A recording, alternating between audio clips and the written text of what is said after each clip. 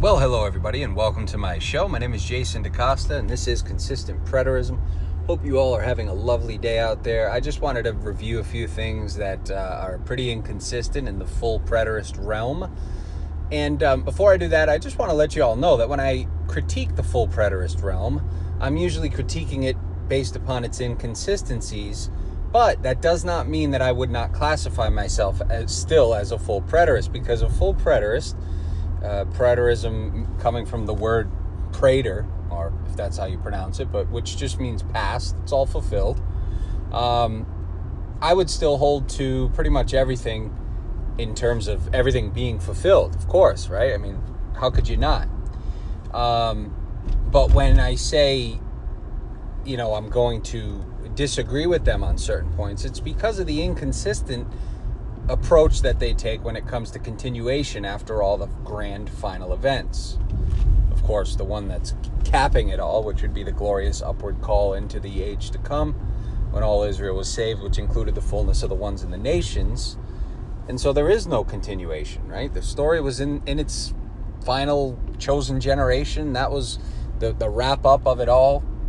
All those who are Christ would be raised at his coming, which was in that generation, and then comes the end, said Paul.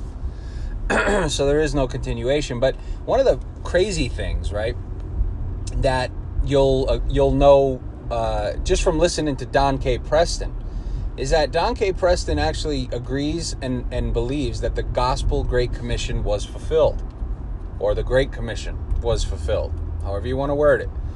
Don K. Preston and pretty much all full preterists that I know anyway. I mean, there's all sorts of different hybrid versions coming out now that people realize the implications of full preterism. So I'm sure there'll be people that say, oh no, I don't believe the Great Commission is fulfilled, But Don Preston realizes that in order to be consistent in that regard, you have to at least admit that the Great Commission was fulfilled, right? Because, he likes to appeal to Paul in Colossians 1 and 4, I think it is, where Paul actually says there, just, maybe 10 years before the destruction of the temple and the end of the age, he says, the gospel has already gone out to every creature under heaven, right? To the whole world, he says.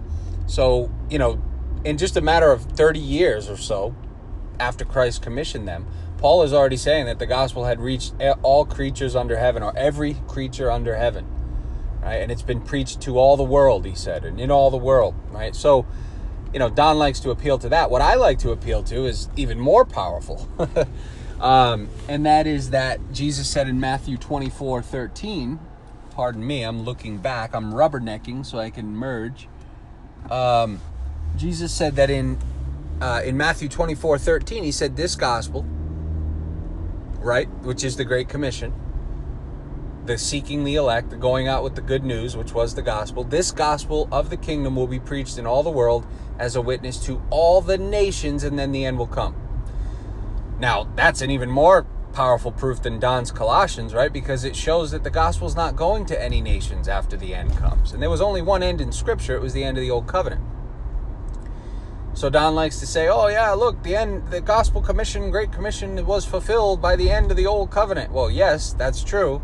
But that's the whole story, Don, okay?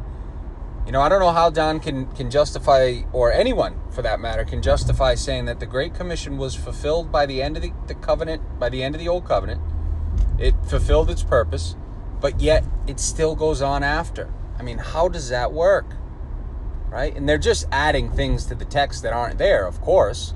They're taking statements that can be twisted into meaning something that they really don't, and they're forming a new doctrine upon it, right? Like, who in planet Earth, besides full preterism, believes that after the coming of the Lord, after the resurrection, after the final resurrection and final judgment and entrance into the final heaven and earth, new heaven, new earth, and all that, who in their right mind believes that things still go on salvifically after that, right? That's the final mission. That's the end. That's the grand finale, if you will, right? But full preterism, however small it is, gets a lot right, but also remains very inconsistent in trying to think that they're part of it, despite all these capping, finishing, final statements that are made. So, basically, if the Great Commission is fulfilled like Don says it is, then guess what that means? That means that all Israel was saved, That means that the fullness of Israel and the nations already came in, resulting in all Israel saved, because they were part of it, of course. And that means that the promise was sure to all the seed, right? I mean, Paul said this in Romans 4:16. He said, it is of grace that it might be according to faith, so that the promise might be sure to all the seed. And actually, some translations even word that the promise might be sure to all of Abraham's descendants, right? But we know, obviously, the seed is Israel. And so the promise was supposed to be sure to all Israel, and it was going to be sure to all Israel, right? That's the whole point of Paul's mission. The sum of all his parts was all Israel saved, Romans 11. So the promise had to be sure to all the seed. That's every last elect sheep that God was going to save before the end. And when the fullness of them all came in, all Israel would be saved.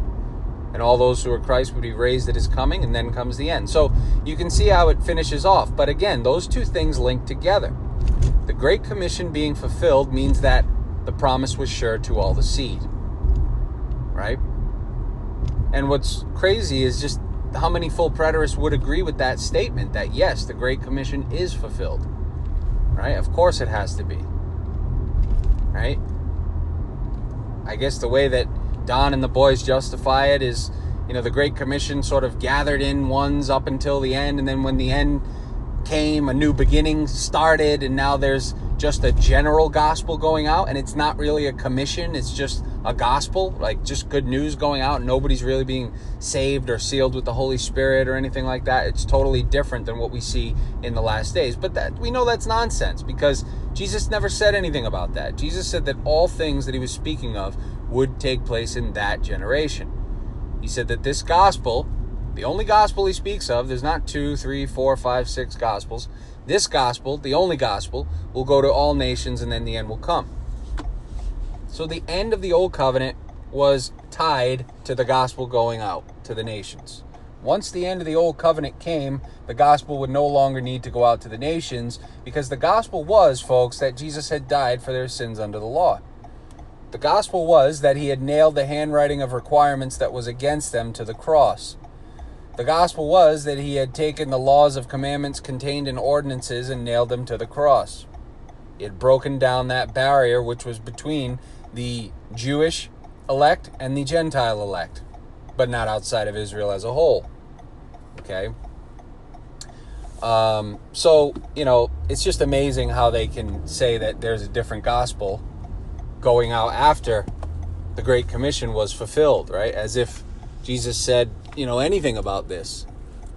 Go ahead. There is no two gospels. There's only one. And it was to be fulfilled in that generation before some standing there died.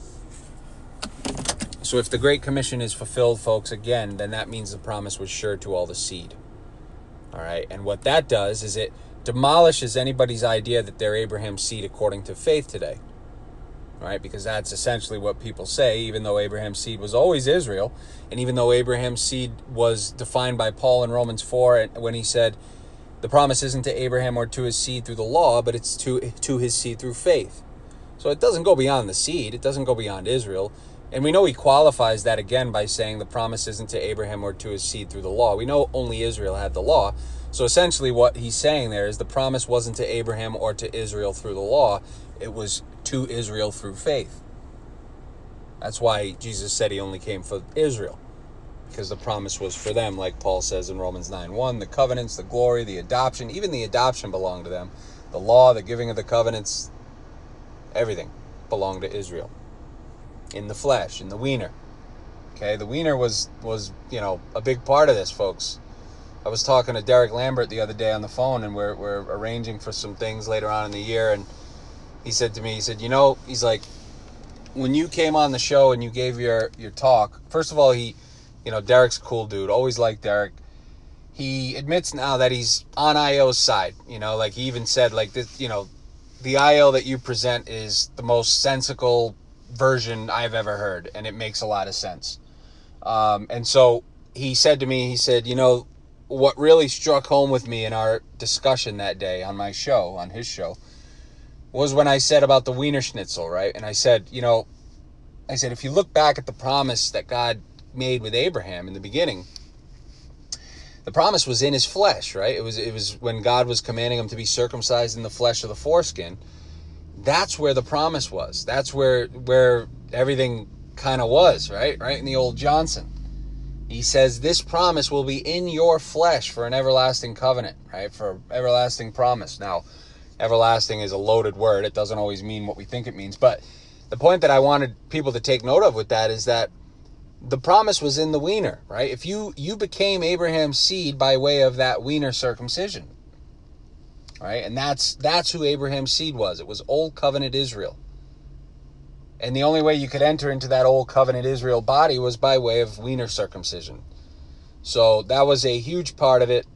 And that's why Paul can say things in, like, for instance, in the letter to the Colossians, that he has forgiven you of your trespass of being uncircumcised in the flesh, right? And as Matthew Simon said the other day on his sharing, he said, why would Paul be condemning pagans for, trespassing by being uncircumcised, right? Like, when did they ever get the commandment to circumcise? They didn't.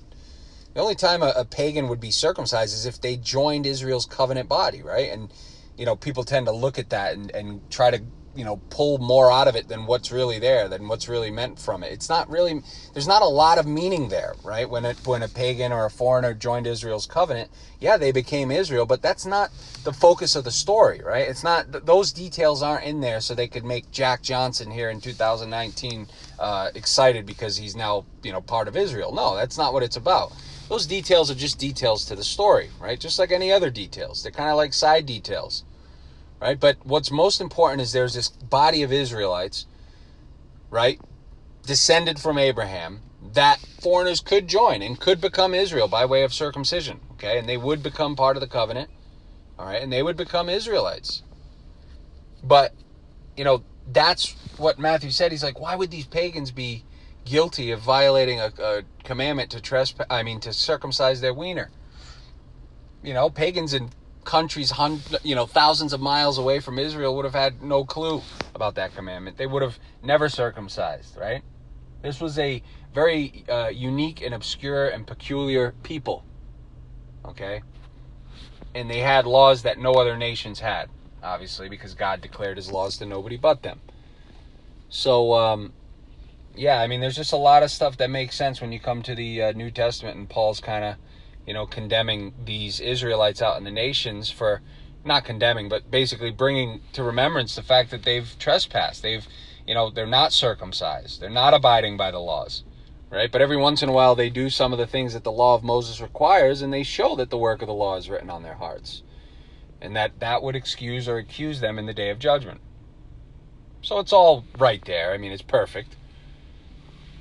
But yeah, the main point for today to chew on and to think upon is that if the Great Commission is fulfilled, which Don Preston, most full preterists would understand, they have to admit that it was by the time of the end.